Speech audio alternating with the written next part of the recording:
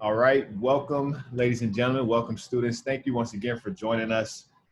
This is our Show Me the Money panel. So we're going to have a discussion on, yes, sports is great, sports is fun. But at the end of the day, sports is a business.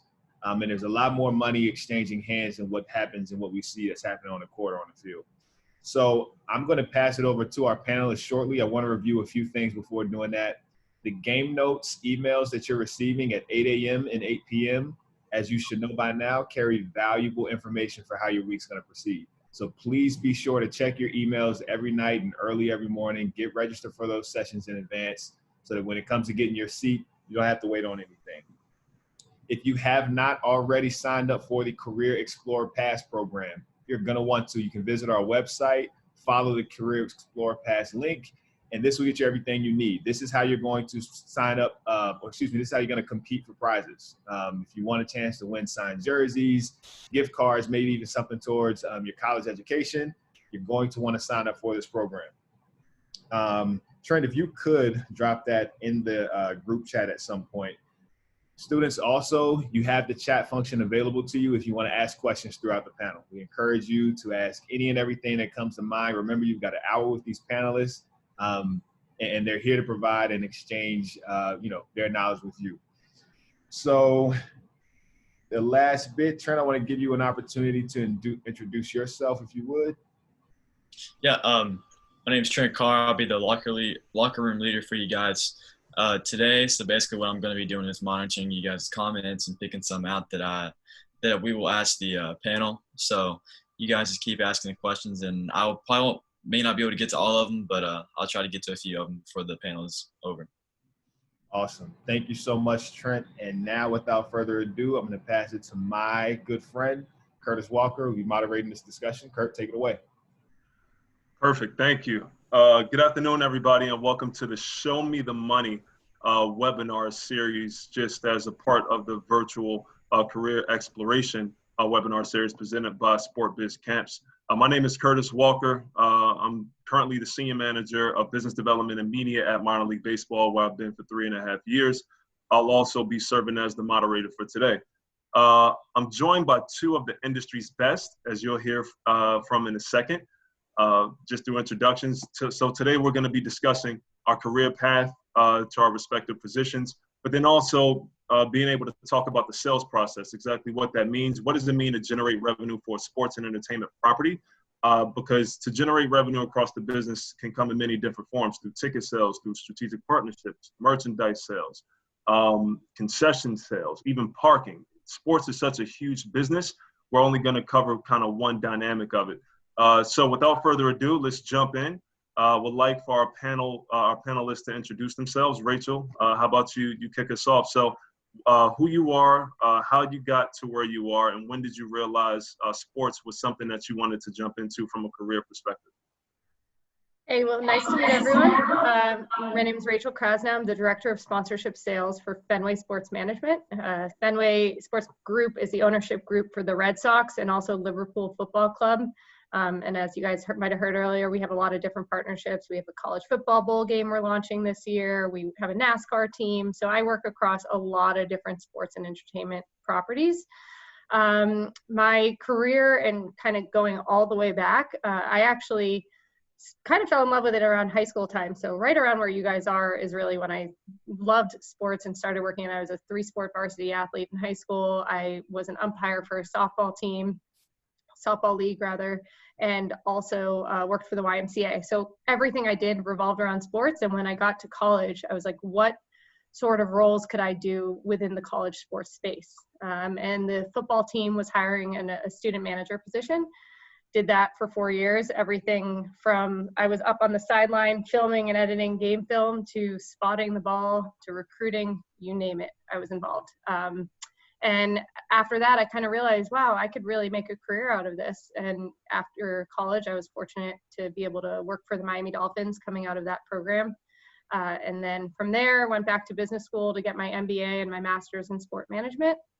And then did 4 years at the PGA Tour. And from the PGA Tour, I switched over to AEG, which is the ownership group for the LA Kings, Staples Center, Coachella, Stagecoach, all the cool festivals. We had a bunch of different properties in that group, over 300 worldwide. And then from there, I was ready to move back to Boston. I'm from here, and moved back home, and I've been here for almost 2 years.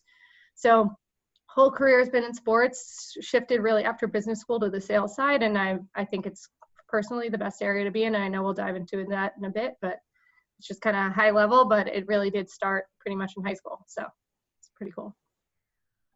That's awesome. No, thank you, Rachel. And Doug, same question for you. Yeah, hello everybody. My name is Doug Morgan, currently serving as the Senior Manager of Business Development for Gamecock Sports Properties. The best way to kind of sum that up and explain that is the company I work for, Learfield IMG College, has the rights to sell sponsorship assets to all the schools that you know and love. So Duke, UNC, Florida, Oklahoma, pretty much any major school you can think of, Learfield IMG College sells sponsorships for those schools. The particular school that I'm at that I sell sponsorships for is the University of South Carolina Gamecocks. Unlike these two rock stars and most of the other people that you'll hear from throughout this conference, I don't have a traditional route into sports. I never went to school for it, never didn't study it, didn't have any internships, no background, no traditional experience before I broke into sports. But I kind of had an epiphany a few years ago that I no longer wanted to just do things for the money and, just do a career because I thought I was good at it, but more so focus on something I was passionate about. I've been passionate about sports my entire life. Again, like Rachael, dating back to high school, I played football in high school. I was also the television sports anchor for the TV show that the school had. And I've just always been passionate about it, but kind of made excuses in the back of my head as to why I wouldn't pursue it.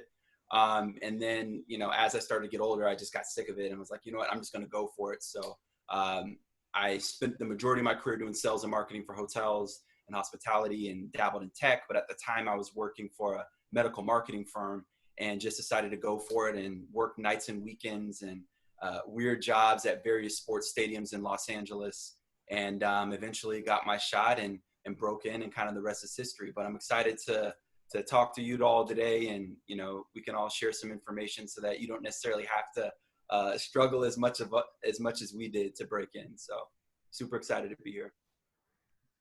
That's awesome, guys. Definitely looking forward to the conversation. I think one thing that we kind of discussed during the initial call that we had a couple weeks ago was that we kind of all have non-traditional routes to get to where we are now. Kind of for the students, I think it's important for us to kind of start off just by communicating to them that it's okay if you don't know exactly if you don't exactly know what you want to do right now. For me, I started off wanting to pursue events. I wanted to get into youth competitive programming. So, AAU, Nike Elite Youth Basketball, ESPN, World of Sports, etc. Made my way to the ticket sales side of the business, then jumped outside of sports for a little bit, working at Coca-Cola Beverages of Florida, and then jumped back into sports on the partnership side of things.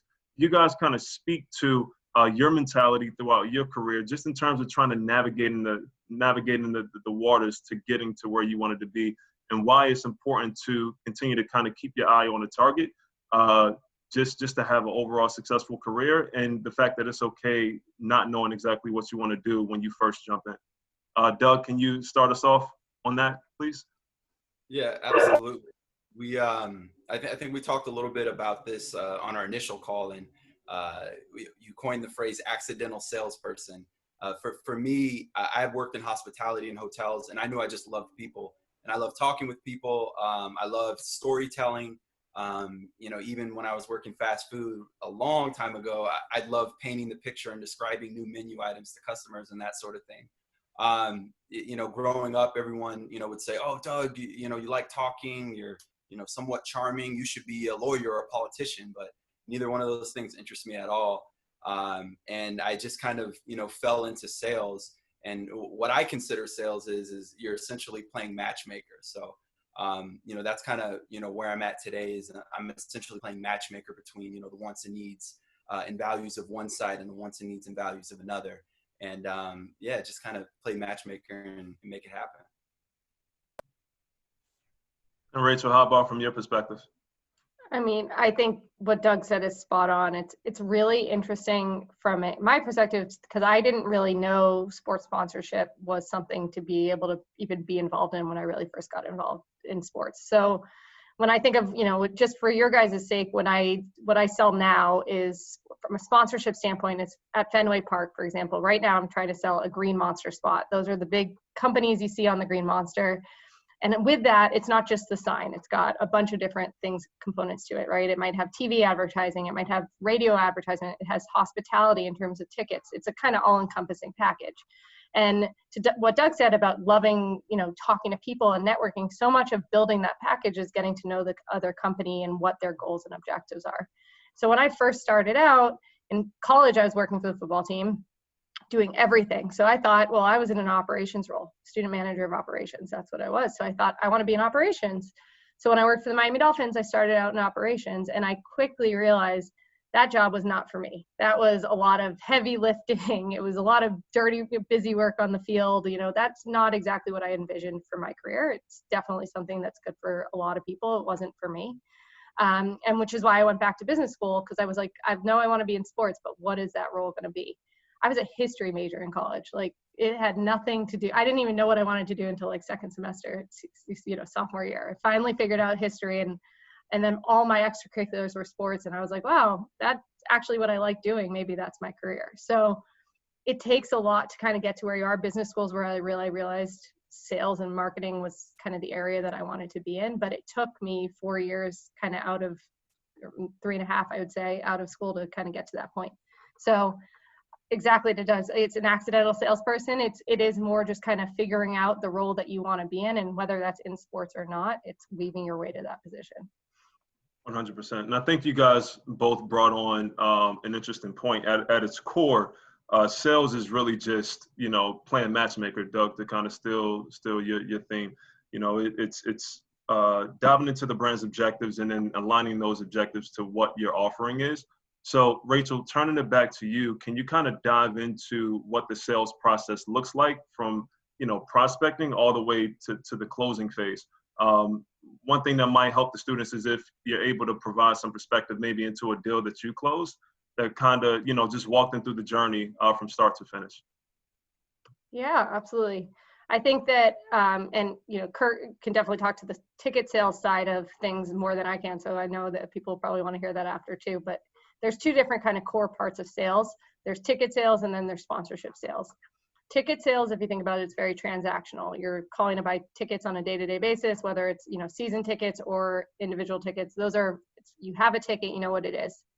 On the sponsorship side, it is much more of an understanding of what a company's brand objectives are. So some companies might want to be, signage. All I want is big signs everywhere. Some might want to have some hospitality and a custom video content series that ties into their brand. So it's about learning what their objectives are and then building out a platform around that. So I think that, in thinking about one that's a fun kind of deal that I did that was a lot of work to get it over the finish line was a deal I did when I was working at AEG with the LA Kings. So Anschutz Entertainment Group. It was this company called UBS. It's a big financial company. And they wanted a huge amount of ticket access and VIP experiences so that all their agents and people within their organization could host people, because that's their biggest driver for bringing in revenue.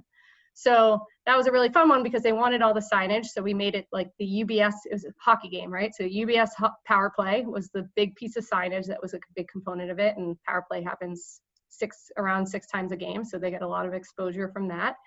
And then from a hospitality standpoint, I put in a lot of creative, fun experiences at Kings games, like getting to do a away game road trip with a team, or we got to do, big hospitality banks at the Grammys and the ESPYs and various different things that happened at the Staples Center, which was a lot of fun in terms of them being able to take advantage of cool experiences. And then, other kind of cool suites and you name it, meet the players type stuff. So it's a really neat package, all encompassing, that spanned both hospitality and signage, and was a tough deal to get accomplished from just, getting approval internally from the UBS team, because it was the first time they'd ever done a sponsorship deal across their whole entire organization. But it was a big, successful one, and it ended up being a long-term relationship that lasted after I left. So that was a pretty cool one on my end. Yeah, no, that's awesome. Kind of just piggybacking off that, you mentioned that ticket sales was just kind of another avenue to jump into sports to generate revenue. I got my start in sports officially back in 2014, working for the University of South Florida with IMG Learfield through ticket sales. And at the time, the football team was 2-10. The basketball team just lost its coach. Nobody wanted tickets, and I had to keep my lights on, right? So ticket sales essentially just teaches you how to grind. I had to make between 80 to 100 phone calls on a daily basis. I was getting 5% commission off of $100 tickets. So I had to sell a lot of tickets, right? So very quickly, kind of going into that experience myself, I was afraid to work in ticket sales, right? I used to pray going into the office on a daily basis, like, please let this be a good day. Very quickly, I got used to hearing no. I got used to hearing you should be embarrassed to sell tickets on behalf of this institution. I got used to being hung up on. The list goes on. But after a certain amount of time, you kind of build and develop thick skin. And then you just realize that one no gets me closer to my first yes. And when I got that first yes, I started to understand what my niche was. And then I started to have some success. So on the ticket sale side of things, to Rachel's point, it's very transactional. There were days where once I got to the Lightning, I would close a $13,000 deal on one call. There were other times where it would take me a few months kind of just to get that, another deal across the finish line. Whereas with strategic partnerships, it could be a several month or even a couple year process because the deal is just that much more complex. So Doug, kind of turning this over to you, Rachel did a great job kind of outlining the traditional sales process. Right now, I think it's obvious that we're in very unprecedented times. Can you kind of speak to how the sales process has evolved during this time, how you are continuing to kind of maintain your book of business, and how you're getting yourself ready for success in the post-COVID world? Yeah, absolutely. It's funny because we were actually talking about this, I think it was last week. Some of the trends that I've been seeing in sports business, especially in terms of sponsorship, is as an industry as a whole, we need to find a better way to engage with fans outside of the arena year round, not just in season. And just in today's climate, building trust with the consumer and building trust with the fan is something that's really important. So some of the trends that I've been seeing even pre-COVID were, hey, let's find a way to connect with fans. Let's find a way to connect with, our audience outside the stadium year round and build trust with them through partnerships that have a community element to it. And now with COVID here, it really just accelerated that mindset and just accelerated the way things are going with the industry. So traditionally, dating back to, the 70s, 80s, even a lot of the 90s, you could just kind of slap a logo somewhere and call it a day and it's a win. Now, post-COVID, certain brands and certain companies are kind of holding on to their marketing dollars a bit more and really want to pay close attention to where their marketing budget's going, how the assets are being utilized in this partnership, and what's the return on investment. They're now post-COVID, or I should say in the midst of COVID, a lot of these leagues don't even know if they'll have fans in the stands or if they'll have a season at all. And again, that's continuing to just accelerate and push things in the direction that they're already going in. Whereas now you need to connect with fans through digital, through social, through a lot of community engagement and that sort of thing. So in terms of the sales process, I'd say as someone who's in the trenches, so to speak, you want to be very sensitive to the fact that your contact at a brand or a company may not be there anymore. They may have gotten furloughed. They may have gotten laid off. Their company could be completely changing their marketing direction. So, and that all goes back to having a good relationship with them, understanding, what's going on, how are things going for you, are you, and really gauging whether, the direction that you want to continue the conversation in, because there's nothing worse than being completely tone deaf to the current climate and just proceeding as business as usual. So you really just want to almost do a temperature check and communicate with those prospective partners, be there along the way. And then almost when it's time, when you feel it's the right time to bring that conversation up as to how you can help them, then you kind of move forward. So again, playing to the whole matchmaker theme, Now you have a different way to initiate those conversations. Those values and needs change on both sides. So you almost need to recalibrate, find the synergy, and then proceed with a potential match. 100%. No, that's awesome. Trent, do we have any questions from the audience? Yes, we have one from Angel Munoz. He says, what is the most important part/step in the sales process, both in ticket sales and sponsorships? So how about I throw it off to Doug to answer from the sponsorship perspective? Yeah, I'd say the most important step in the sales process is finding the right person to talk to. Because, say you want to go after a brand like Coca-Cola, huge, tons of employees, tons of people. And you may think you need to talk to marketing, but they might actually have a third-party agency who handles media buys. They might have a consulting company. So I think the most important step is figuring out who the right person is to talk to engage in these conversations, because the last thing you want to do, and I've done this earlier in my sales career, is send a long story out via email and throw up all over them with a bunch of information, and it's not even the right person. So I'd say figuring out who the right person is to make that decision. Rachel, how about you? Anything to add on that? I think that's a good one for sure, in terms of just, recognizing the right person, because to that point, like, so much of the outreach, you do want it to be as custom as possible, because you're sending out a lot of outreach, and this applies for both ticket sales, I think, and sponsorship sales. It's a lot of outreach. So how do you catch that person's attention and then get to the right person? Because if you're talking to the wrong person in an organization, you're kind of wasting your time. So Doug's point was a good one.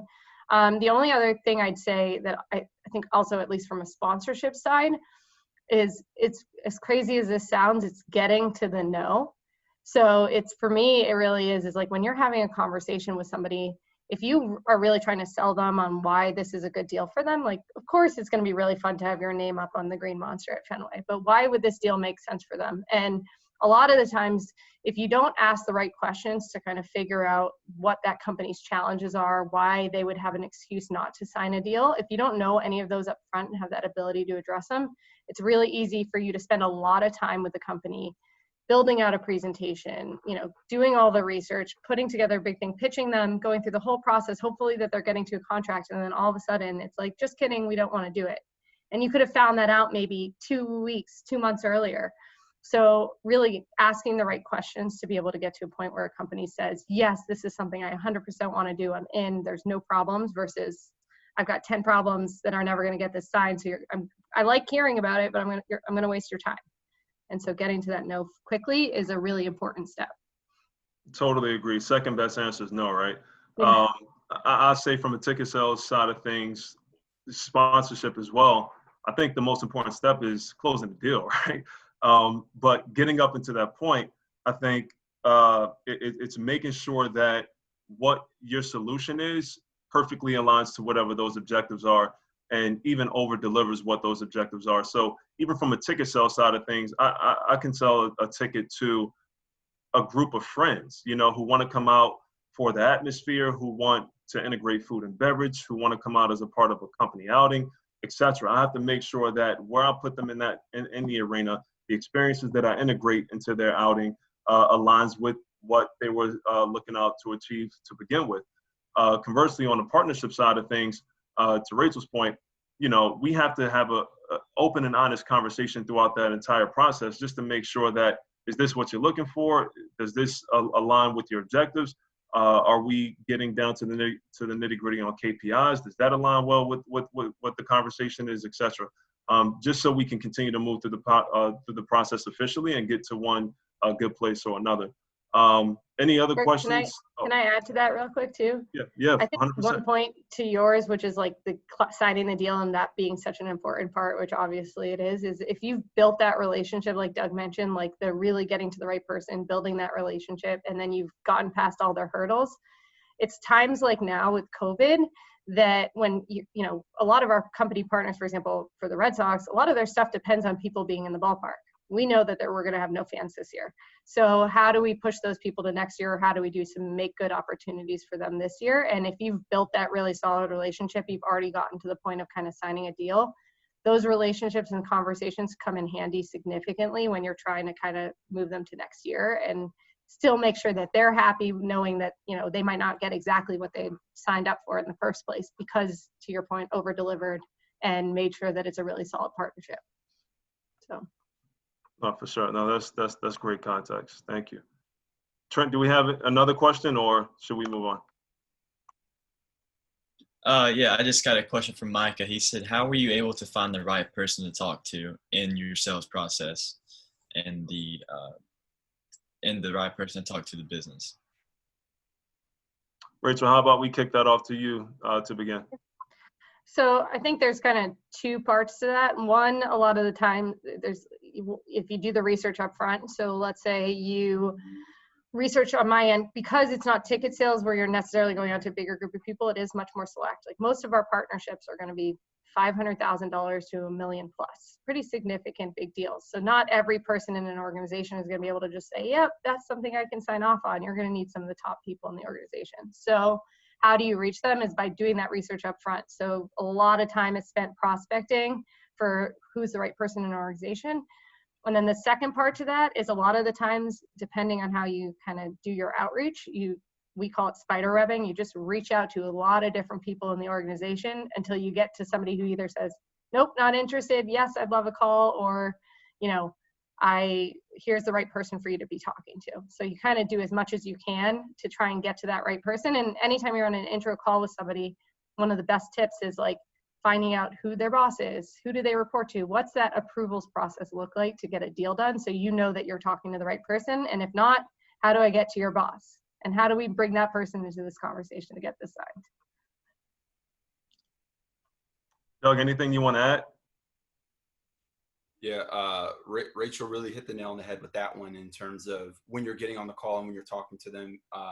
You know, a lot of times you'll run into people, you know, that work for different brands, represent different brands. They want to feel like they're the person in charge and they're just the decision maker, but they're not.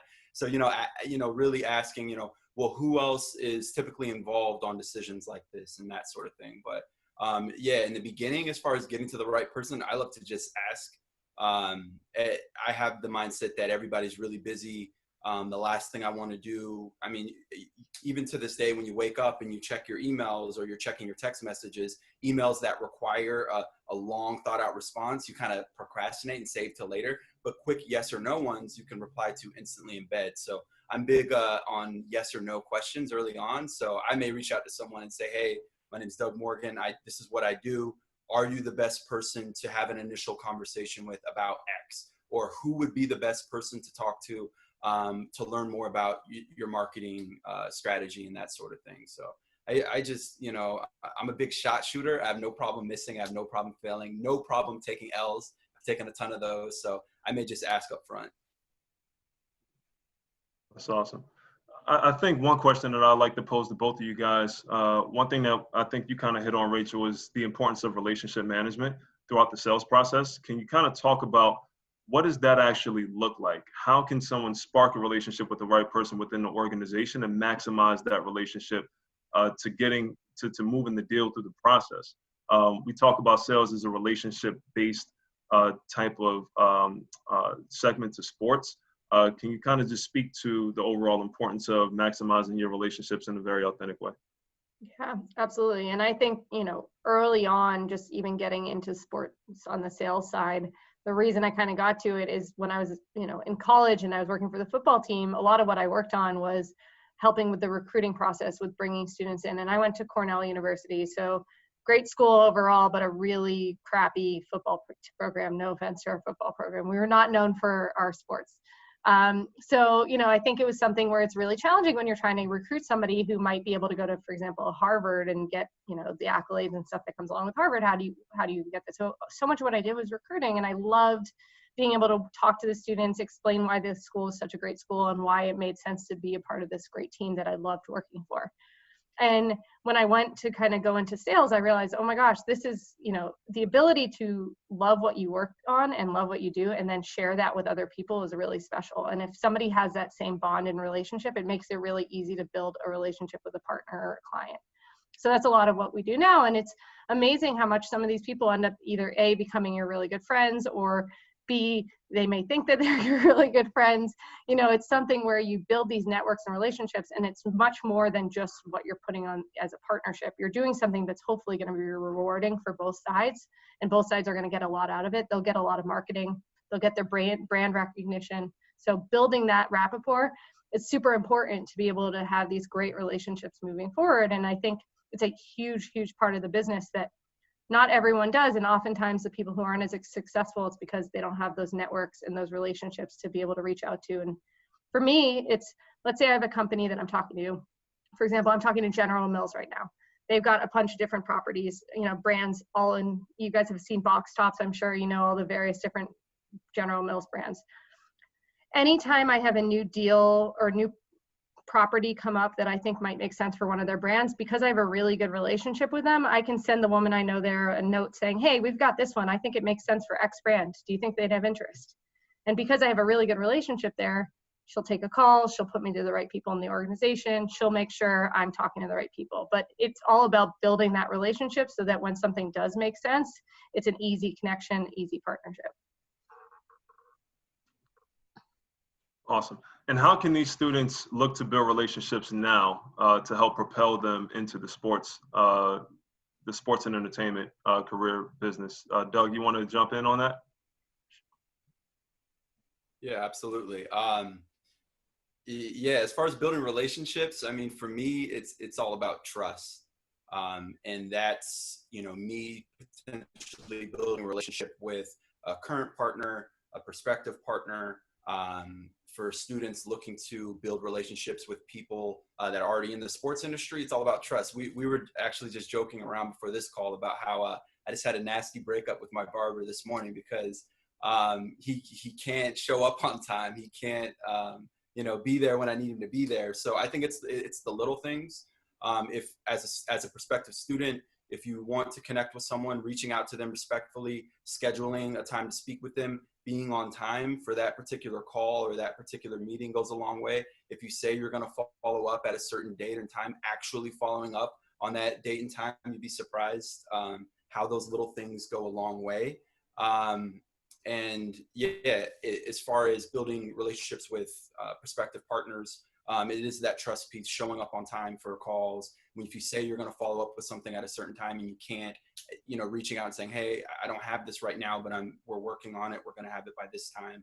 And at the end of the day, you want to make them look good and you want to figure out what's important to them. How are they evaluated? Maybe how they're bonused or how they're incentivized in their certain role. You want to make sure that you're helping them meet their objectives, goals, and needs. And again, just making them look good. But if I was a student, I would I'd utilize LinkedIn. That way you're able to learn a little bit about someone's background in a particular sports organization, maybe sending them a message or sending them a request and putting in the notes. I'm interested in learning more about what you do. Could we schedule a call and kind of just going from there? If not LinkedIn, you could actually go on the website of your favorite sports teams. And if you go to front office or staff directory, you can see people in different departments and it has their contact information. So potentially reaching out there, you're going to get a lot of no's, but in sports sales, you're going to get a lot of no's anyway. So you get used to it and just keep shooting your shot. 100%. That's great insight from you both. One question that we have from the audience, it's actually a good question from Alexis, is how are you maintaining relationships during these times? And I'll kick it off. Yep, I see you, Rachel. Go ahead. Yeah, I mean, that's a great question. I think it's one that's really challenging. And I think one of the interesting things is, and we're seeing it right now through this, is, you know, everything's through Zoom and online. So it actually has been able to be something where you can continue these relationships through Zoom catch-ups. Same to Doug's point about how do you network with people. I think the same thing can be said for current relationships that you have. You know, for me, it's been, if we have an interesting piece of news or something going on, I'll shoot it out to my current, you know, the companies that I've been talking to or the people I've been having these relationships with. And I just say, hey, you know, like for example, on the Red Sox, what was supposed to be our opening day, our president wrote a really nice note about opening day and how much that means. And I sent that out to everyone. I was just like, thinking of you, you know, here's a nice piece that we have on opening day and how we wish we had baseball right now. And it's amazing how many people respond and are just like, we wish we had it too. Thanks for catching up. It's good to hear from you. And then you build a conversation. It might not be a detailed one, but it's still a good one. And the one other thing I just wanted to add, I think Doug's point was spot on about just like connections and building network on your guys' end. It's the best thing I would say is, because you get outreach like this all the time from people who want to learn more, is make sure you're reaching out to people who you think are in an area that you're really interested in any organization. And if you write a thought out note and then you come prepared with a lot of questions, the people you're talking to are going to be so receptive to those conversations. Because I'll get on the calls all the times with people who ask me to take time out of my day to have an intro call just to learn more, and they'll come with like no questions. And it's like, okay, you know, this might be fine for you, but I have a lot of stuff going on right now, and I broke out a window just to talk to you. So make sure you're reaching out to people that you're interested in what they do, and then you're going to have a lot of natural questions because it's something you're excited in. So I think that the best approach is, you know, reaching out the way Doug suggested, because I think that's great. And it's amazing how many people, especially now, are going to be willing to set aside the time and have a conversation with you. Just make sure you come prepared. I wholeheartedly agree with that. And if I can, I like to go on a little bit of a tangent and just share a personal testimonial. So when I was going into my senior year at Virginia State University, one thing that I did is Doug, exactly what you recommended which was, you know, go to LinkedIn, see who was within the career field that I wanted to enter, which was at the time collegiate sports. And I reached out to so many different people at the NCAA just to spend 20 to 30 minutes of that time just to kind of hear about what they do on a day-to-day basis. What I found is that, number one, the number one topic people love to talk about is themselves, right? So just go with a few questions and they'll go on the longest tangent ever. And then before you know it, instead of 20 minutes, I spent 30 to 45 minutes with these people. The beautiful thing about it is I conducted these informational interviews about 3 months before they would accept an applications for the postgraduate internship program.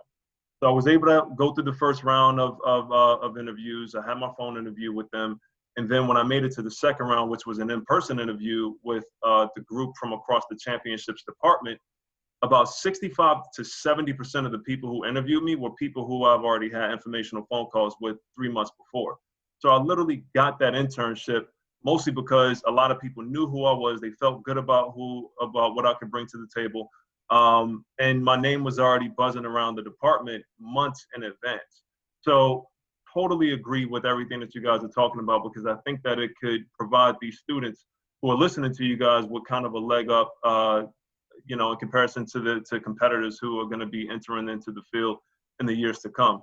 So kind of staying on that student angle in terms of, you know, ways that they can maximize the now. What type of skills, especially with you, Rachel, I believe, you know, as the director, you probably have managerial and hiring authority. What do you look for in the salesperson? That's a great question. You know, I think it's really important as a salesperson, you want to be confident, because think of what you, as a salesperson, it's those relationships, but so much of it is being able to, you know, you're sending a lot of outreach, you're getting a lot of no's, so you need to be able to take those no's and move forward and still be positive. And then you're also presenting a lot. So you really want to be able to be somebody who's, you know, poised and comfortable in the spotlight, because I think that that's a huge part of what you do. So in terms of what we look for, somebody who's going to be hardworking, kind of willing to put their nose down, and, you know, if it's going to be a lot of research up front in terms of researching all the different companies and people you want to talk to, that's a lot of what you get to do. But the fun thing about being in sales is you oftentimes are kind of on the forefront of hearing new information from the organization. You guys know what's coming before anyone else does. It's a really cool area. You get to go to all the events, you know, and you get to go to the events and be hosting people, right? So for the most part, I'm going to Red Sox games and taking them to the suites and hanging out and talking to them and taking them on the field pregame. So it's a lot of what you do. And so I think that in looking at it, it's just really making sure that you're handling things the right way. You're willing to do those jobs and know that there's going to be perks that come from it. But it's, you know, it's working really hard up front and showcasing that you can handle those sorts of, you know, opportunities and handle it the right way. For sure. Doug, any perspective you have to add? Yeah, absolutely. Rachel said it, confidence. And for me, confidence isn't necessarily how you act when everything's going well. It's how you handle things when the sky is falling and everything's on fire around you. So being able to be poised and to handle yourself well when times are absolutely insane, that goes a long way. A great communicator. You can deal with a lot of rejection. A great listener, I think, is very important because you want to be able to understand the wants and needs from both sides, the organization you're representing and the brand, and in order to properly play matchmaker, so to speak. Someone who's curious, naturally curious about your business, how the brand's business works, how they function, how they generate revenue, what success looks like for them. I believe if you're naturally curious about that, everything else will fall into place. Someone coachable, humble, great storyteller, and someone who's going to work hard and have the confidence to almost carry themselves like an elite executive, but can still roll up their sleeves and get dirty like a janitor. God, man, that's awesome. You didn't leave any attributes for me to be able to throw in. I'm joking, man. One question that we have from the audience, which I love actually, and Doug, I'll start off with you. What were some challenges you had when trying to get your first sale across the finish line, actually? Wow. So I got my career started in the WNBA with the Los Angeles Sparks. When I was with the Sparks, we were one of 11 pro sports teams in LA and 2 major collegiate sports programs. So many people to the naked eye would probably rank us, probably 14 out of those 14 teams. And then in a place like Los Angeles, you're not only competing against other sports entities, you're competing against the beaches, entertainment, movies, award shows, a whole catalog of ways that brands can get their voices out to the consumer outside of sports alone. So it was definitely an uphill climb, but with great adversity comes, great opportunity to make it happen. I just really had to look at our strengths and, figure out our demographic, our market. We were surprisingly split 51% male, 49% female, but that 49% female was a larger ratio of female fans than any other pro sports team or collegiate property in Los Angeles. So again, playing matchmaker, looking for brands who really wanted to market towards the female consumer, brands who really stood for something like equality, community involvement. All of those pillars are really important, but really just hitting the ground running. I mean, I had part-time jobs that I had to get into sports, and the WNBA, this is no secret, didn't pay a whole lot. So I kept those part-time jobs while I was working for the Sparks. Nights and weekends, while I'm working at these other sports venues, I would write down who the partners were for the other 11 pro sports teams, how they activated, and I would go in the office and call on them on Monday. So, that's how I was able to really build my first book of business. And as far as my first sale, we played at the Staples Center, which was in LA Live. It was surrounded by a lot of restaurants and bars and things. And we had a press conference announcing Derek Fisher as our head coach. After the press conference, a lot of my colleagues went to have lunch. They joked around, they just did that. I went door to door to all those businesses surrounding the Staples Center because I looked at it as low-hanging fruit. And I just met with those business owners, those managers, asked them, where do you want to see more success in your business? And what I found was that they were slower in the summertime. Reason being, the fall, the winter, you have hockey, you have basketball and that sort of thing. And those businesses were slow in the summer. When did the LA Sparks play? During the summer. So I was able to provide a solution to their needs. And my first deal that I signed, I think, were a couple restaurants in the surrounding LA Live areas. So really just hitting the ground, getting dirty, asking questions, being naturally curious, and really wanting to provide a genuine solution to the businesses. And that's how I was able to get my first sale. It felt amazing. But then, right after that, I went, right back to the grind. That's awesome. That's awesome, man. One important topic that I think that should be discussed is in today's society, we see a lot of conversation around social injustices and systemic racism and just different factors that have affected the Black community and for generations. And Rachel, I look at you because you work with an individual who's very active in that conversation, in the LeBron James. So in your day-to-day, and Doug, maybe you can even piggyback off this, where do these conversations fit within the sales process when you're having conversations with prospective partners or even current partners who make up your partnership roster?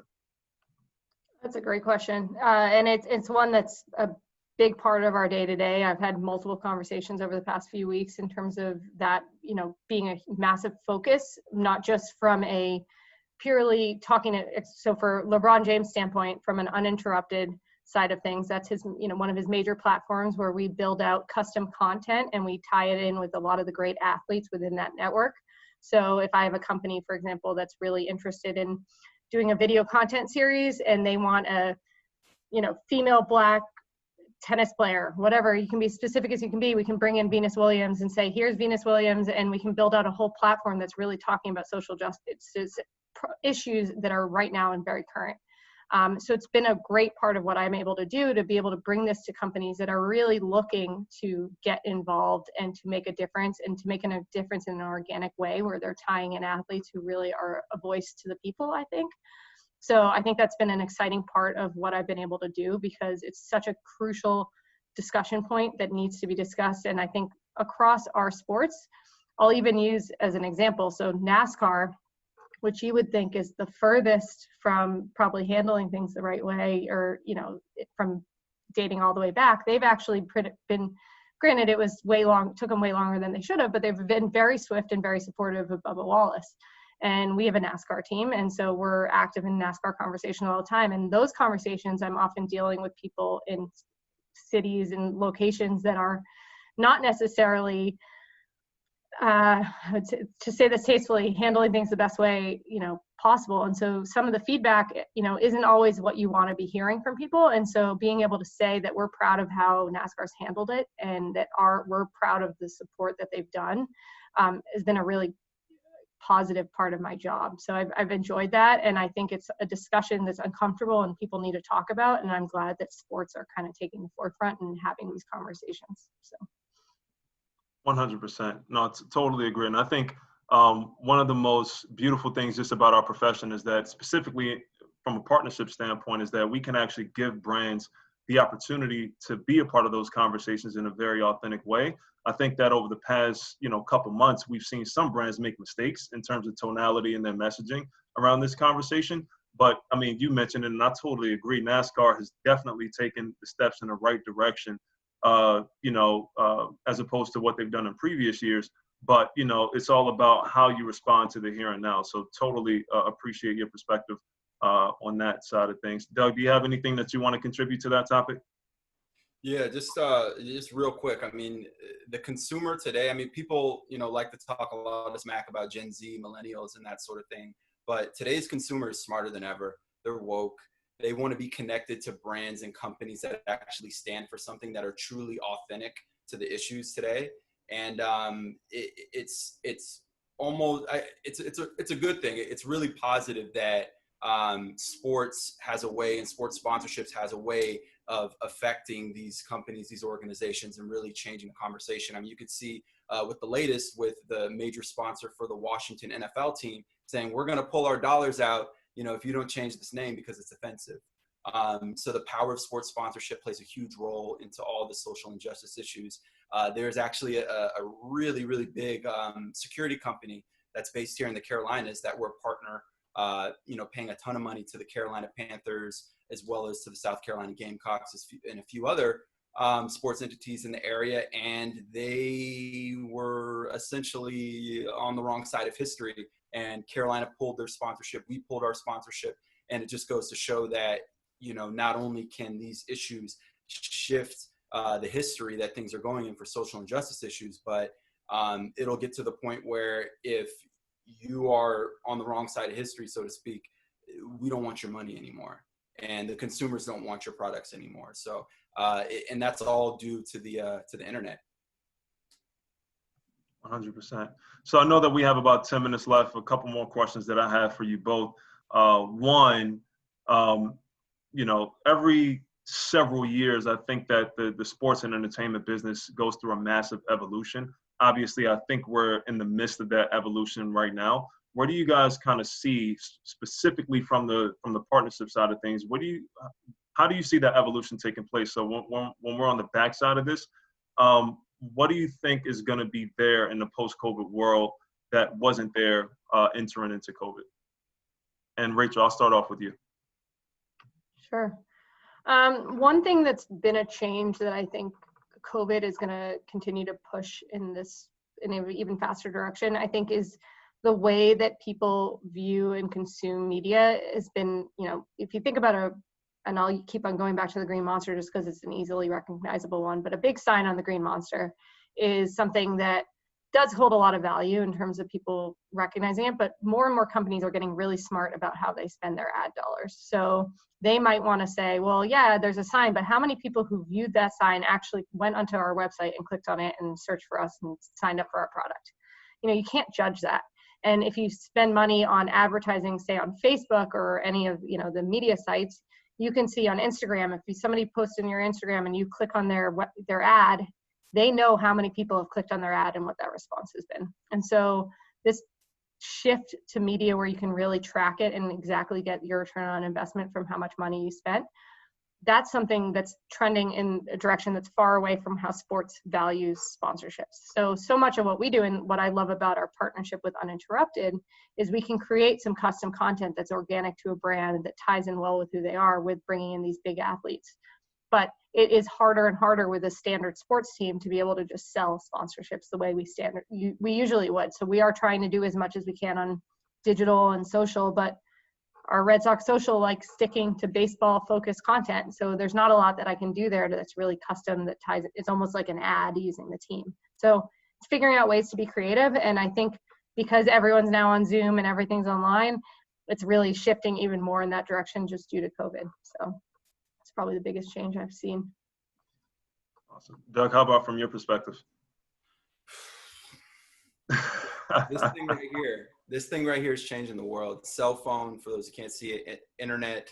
The consumers were walking around with computers in our pockets. You look at unfortunately, if you go to a stoplight, you look over to the left and the right, they're on their phones. People watching television. A lot of industry professionals are going to hate to hear this, but sometimes during commercials, people are on their phones. At the games, when there's no action happening, people are on their phones. It's almost as if the internet's the new television. I was listening to something that television's the new radio, so to speak. And we have to find ways to, continue to build trust with our consumers, our fans, our audience, and connect with them in the mediums that they enjoy being communicated to. Read something else yesterday that's, Facebook, Instagram, TikTok, that's the new ABC, CBS, and NBC. So really just continuing to find ways to connect with our audience through different channels. It's continuing to evolve. COVID's pushing it forward even 1,000 miles per hour quicker. So being innovative, thinking outside the box, and most importantly, building trust with your audience. And, the best way to build that trust is to connect with issues, community-based programs and things that, we all care about, and, things that almost come back tenfold. So sum it up, this thing. Love it. And a little bit on a personal note, it's a bit cliche, if I knew then what I know now, how much further in life I would be, right? So putting yourself back, when you were 16, 17 years old, what's that one piece of advice that you wish you knew at that time that can kind of help kickstart your career or just take you that much further in your personal opinion? Doug, I'll start back with you on this one. Yeah, growing up, I didn't really have a lot of money. We had what we needed, and I was always all about the money. I want the money. I want the glam, the glitz, this, that, and the third. And as I got older, I realized your happiness is much more valuable. Doing something you're passionate about is much more valuable. People can tell even through a phone call your authenticity, how passionate you are about something, how much you actually care about something. And if you do something that you're actually passionate about, something that you actually love, people can feel it and they can tell. And usually the money follows after that. So I'd say be patient. Don't necessarily chase dollars, chase passion, chase love. And don't be afraid to take, 2 steps back to take 5 steps forward. Take that L and, you'll be better off in the future. I love that one. I think that's great. Honestly, that's spot on. The other thing I'd add to that too is figure out ways to get involved. I think it took me a little while getting into college just to figure out what I wanted to do within the sports space and how I could get involved with the team. And it, took me till the second semester of my freshman year. And I wish I'd done it like right away as soon as I got to school. So even now, if you are doing anything in the sports space, whether it's volunteering, whether it's taking, at my job at the YMCA, I was literally working the front desk, but something like that is just a great experience within the sports world. That's one thing that can kind of tell that story for you as you're going through college and ultimately then looking for a job after college. So if you guys are able to start that now in any capacity, take advantage. We have tons of stuff like this. You guys are already doing it by being here in this program. This is a phenomenal opportunity and a great way to learn. And I think you'll hopefully get a lot out of this, but I think doing more like this, getting more involved, that's the best way to make a difference and really kind of be able to tell your story when you're ultimately looking for a job. I could jump in. I know we're coming to close here. Kurt, I think it's really important that you also answer that question. But then I was about to. Trent, I'm going to give you a heads up too, because, being a kind of, you're helping us out on admin, but I think it'd be cool to hear from you as well, Trent, on being a college student now. You can relate a little quicker than we can to when you were 16 or 17, but one piece of advice. So Kurt, I'd like you to answer that, but then Trent, you're on deck. No, 100%. Thank you, man. And I'll be brief so Trent can jump in here, but I echo everything that Rachel and Doug said. I think for me personally, I wish I would have found myself a little bit earlier, just in terms of really understanding what my true why is. I really didn't have an understanding of that, quite candidly, until I was about 22 or 23 years old. So what I mean by that is, I really just tried to find any opportunity that I could, whatever internship I can get my hands on, whatever career opportunity I can get my hands on early enough, but really just didn't understand exactly why I did it outside of just upward mobility. So Doug kind of talked about, looking at the money and the aspirations early on in life. I think I was in that a similar boat. Really just saw sports as that destination, but didn't understand exactly what I wanted to do in sports or why I even wanted to do it. So it took somebody, a mentor of mine, to really just sit me down and just say, okay, Curtis, why did you take this internship? And initially I would say for upper mobility. They say, you know what, get out of my office, come by next week, we'll talk about it a little bit more. I said, okay. The following week, why did you take this internship? Because, it was a CIAA and blah, blah, nope, not the answer I'm looking for, get out, come. It was a 6.5 week process, right? So it literally got to the point where he said, Curtis, why did you do this? And I said, because I'm the type of person that loves to uplift spirits. And he said, that's exactly what I'm looking for. That's why you need to do sales. And I said, I didn't come here to do sales. But nonetheless, I wouldn't have had things work out any different. I just wish that I had somebody early on in life who really pushed me that far, which leads me kind of down another path of just saying, guys, just find the people who are truly invested in your personal development and your aspirations, somebody who's going to just pour into you so that when you're in a position, that myself and the panelists, and you'll be able to pay it forward and be able to pour into somebody else to help them along their path to get to where they want to be. That's kind of the only thing I wanted to add. And Trent, I'll kick it over to you for anything that you want to contribute as well. Yeah, so thank you guys for definitely speaking. I learned a lot of knowledge there, but something that I've definitely been working with and trying to learn more of is everybody's always told me to go do as many internships as you can, go just meet as many people as you can. Networking is the biggest thing with sales and also just marketing in general. So one thing I've always heard is try as many opportunities as you can. So, I've been in ticket sales with the Carolina Panthers. I've seen how that works. And my first initial reaction was like, I'm not good with math, so I'm probably not going to be too good on, analytics or tickets. But it's nothing like that at all. It was more customer service for me. So it's something that I've definitely enjoyed. The big thing for me is just finding something that I'm passionate for. I know that I want to go into sports, but I don't know what I want to exactly. But from what you guys are saying, there's plenty of time to figure that out. So for me, it's more of just finding that internship that you really enjoy, or the job that you really feel like you're going to be the best at and accomplish the most. So that's something that I've really just been paying attention to as, a young college athlete right now. One thing that I kind of want to throw in there, I know we only have literally a minute left, but Again, it's perfectly fine if you don't even know what you want to do right now. Your job might not even exist right now. The sport landscape is literally going to look different a year from now than what it looks today, let alone in the next few months, just as, we continue to kind of progress into the future.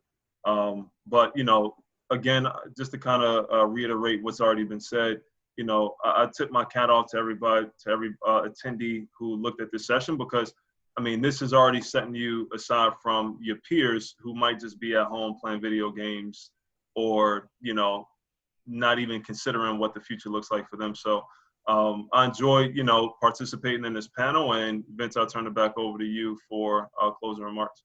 Absolutely. Thank you, Curtis. Thank you, Doug. Thank you, Rachel, so much for being here with us today.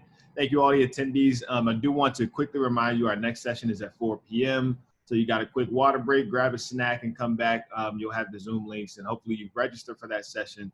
It's going to be a conversation with Jim Rooney, myself, and Judy Batista on the Rooney Rule. Tons of great information. I got a few challenges for you all. LinkedIn was mentioned a few times. Reach out to the panelists that you heard from. Hope they said that they're ready to continue contributing to the future generation, but you've got to go and get that. If you do not have LinkedIn, well, then there's part 2 of your assignment. Create a LinkedIn for yourself. Utilize the resources that you have and your Sports Biz Camps mentors, but anybody that you meet here to be sure that you have everything you need. Again, congratulations on getting through the session. We're almost through day 1. We'll see you at 4 o'clock. Thank you so much, panelists. Take care.